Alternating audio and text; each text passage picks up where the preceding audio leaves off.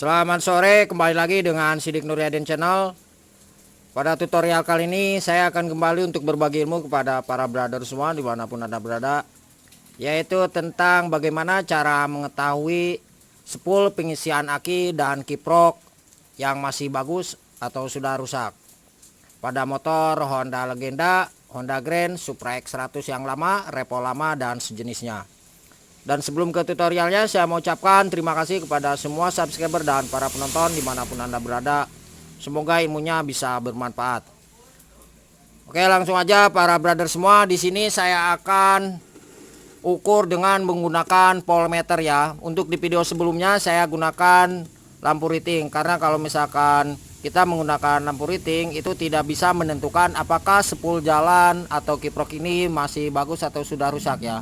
Biasanya kendala di spool jalan itu ada yang lemah, ada yang over voltage. Oke, langsung aja para brother semua, kita akan kenalan dulu untuk jalur pengisian dari spool jalan. Nah, di sini ada kabel warna putih, kuning, dan biru garis kuning ya.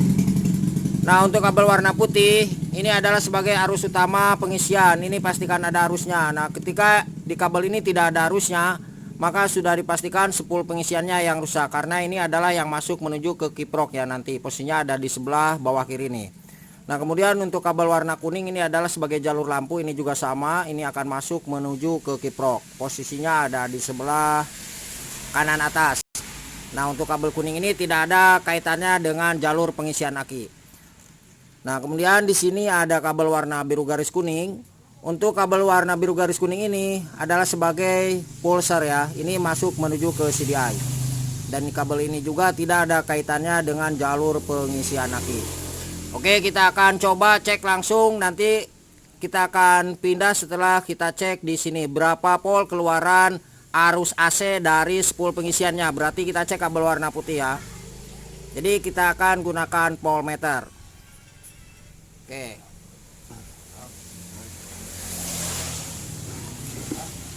Nah, di sini para penonton semua, kita posisikan di voltmeter ini di angka 50 AC volt ya. Nah, sekali lagi kita posisikan di angka 50 AC volt. Karena sebelum masuk ke kiprok ini masih AC ya.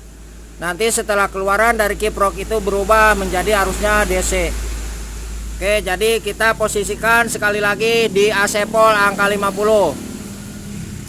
Ini untuk pengecekannya sambil dihidupkan motornya. Coba Mas, hidupkan Mas motornya Mas.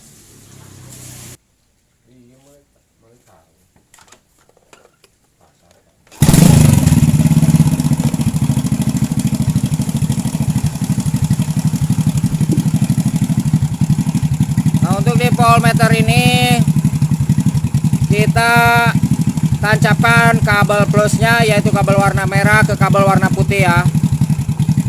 Ke kabel warna putih. Terus posisi yang satu lagi di kabel warna hitam, karena ini negatifnya, boleh kita tempel ke bodi atau rangka motor. Nah, ini saya coba ke bodi atau rangka motor.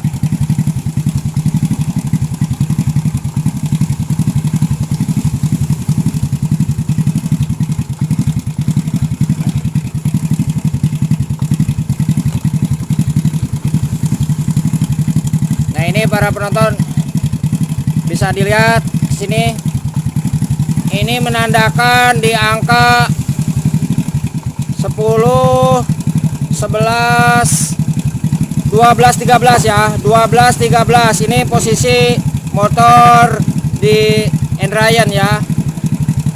Nah, ini posisi di jarum angka 10, 12, 13 ya. 13, 12, nah ini berubah-ubah. Oke, jadi ini menandakan spool pengisian dari bawahnya masih bagus ya. Nah, 12, 13. Oke. Apabila kurang dari angka 10, misalkan di angka 5 atau misalkan di angka 7, berarti spool pengisiannya yang lemah. Nah, ketika di jarum ini itu melebihi angka dari 15, misalkan 16 sampai 25 ya, atau misalkan 30, maka sudah dipastikan spool pengisiannya yang over voltage, jadi melebihi arus standarnya. Oke, untuk spool pengisian ini sudah kita saksikan bersama, sudah bagus ya, tidak ada masalah. 12 sampai 13,5. Oke. Kita akan coba cek di jalur kiproknya. Oke, kita akan coba pindah dulu.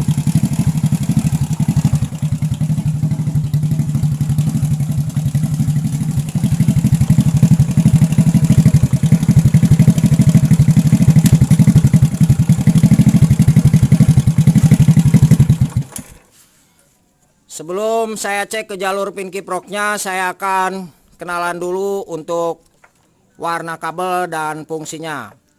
Oke, di sini ada kabel warna merah di atas sebelah kiri. Nah, ini adalah arus keluaran dari kiprok atau regulator. Setelah arus pengisiannya, yaitu dengan kabel warna putih di bawahnya ini, itu ada arusnya. Nanti kita akan cek di sini apakah arusnya itu sampai atau tidak. Jadi setelah kita cek di bagian blok sebelah kiri yang keluaran dari spool pengisian, kita juga harus cek di sini ya.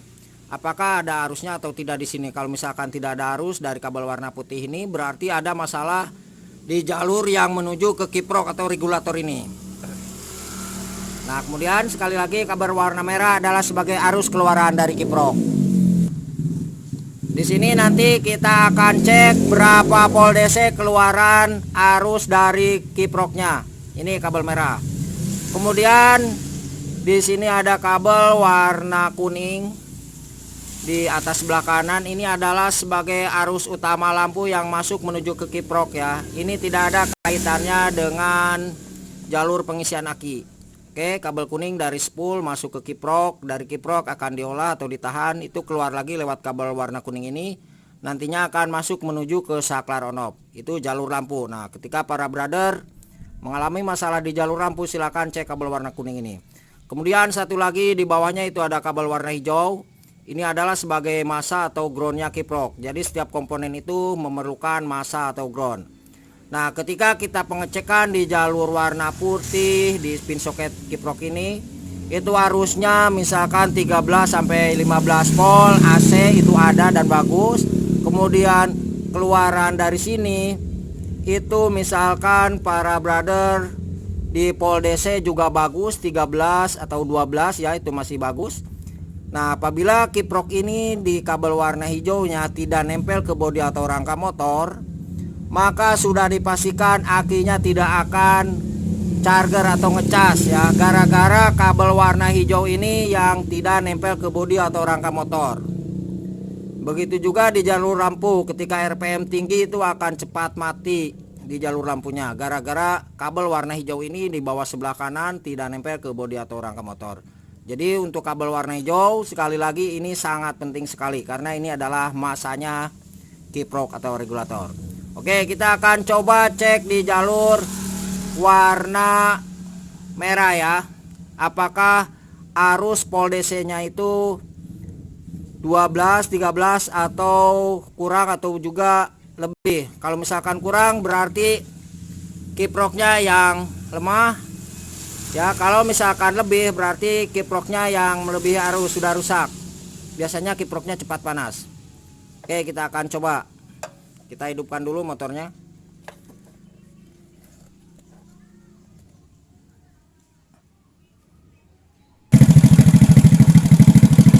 Oke, para penonton, kita akan coba cek dulu untuk kabel warna putih ya. Mohon maaf, nanti setelah warna putih kita cek kabel warna merahnya.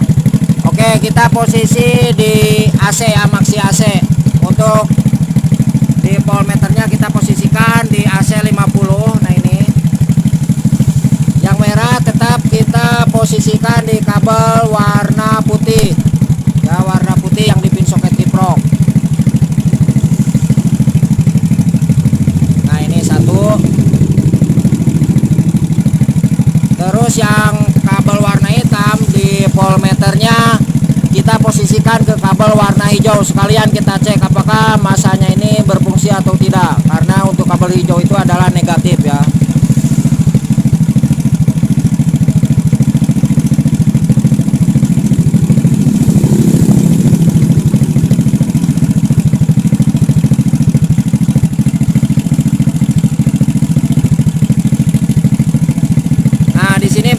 penonton bisa dilihat untuk angka pol AC nya ya masih tetap di angka 13 ya, masih tetap di angka 13. Ini tidak berubah. Oke, berarti jalur dari posisi spool itu masih normal, tidak ada masalah. Kemudian untuk pengecekan apakah kiprok ini masih bagus atau sudah rusak, berarti kita harus dipindahkan untuk voltmeter ini ke DC pol ya, berarti ke sini. Nah, ini juga sama di angka ya, sama di angka 50 volt DC. Oke. Yang merah tetap. Nah, kita posisikan. Terus yang kabel warna hitam di pol DC ini tetap kita posisikan di kabel warna hijau. Ya. Oke. Kita coba berapa arus pol DC-nya keluaran dari kiprok. Nah, ini para penonton bisa dilihat.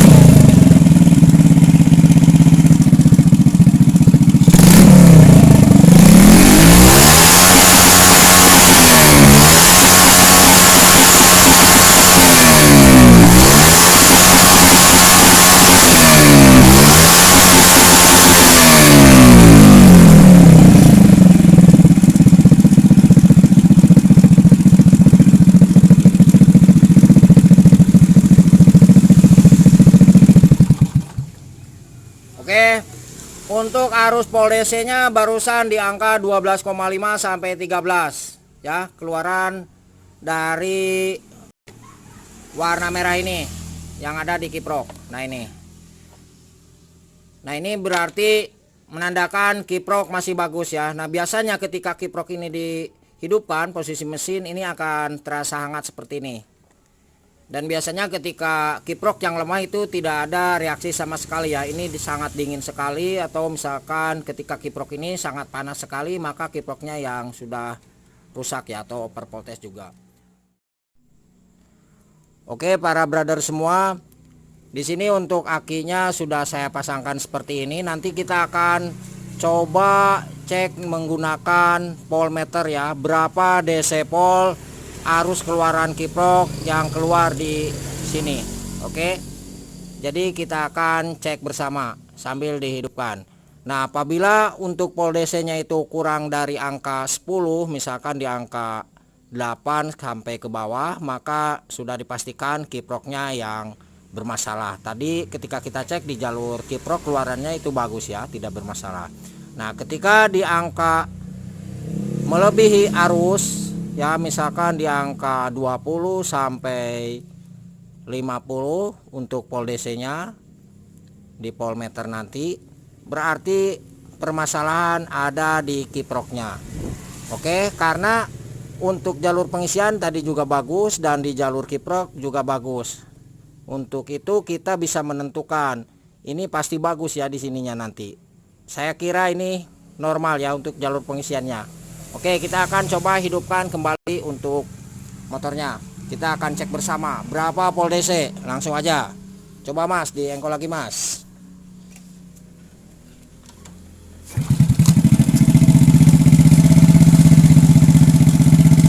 Mas, dipegang Mas.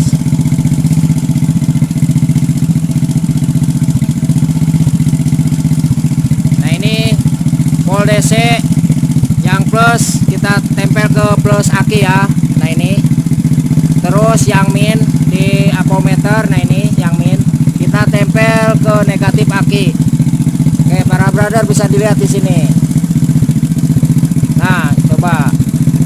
Oke, coba Mas biar lebih jelas Mas, sini Mas. Nah, ini di angka 13,5 ya sampai 14. Ini pol DC. Oke, jadi sudah dipastikan untuk jalur pengisian pada motor ini sangat bagus sekali dan tidak ada masalah.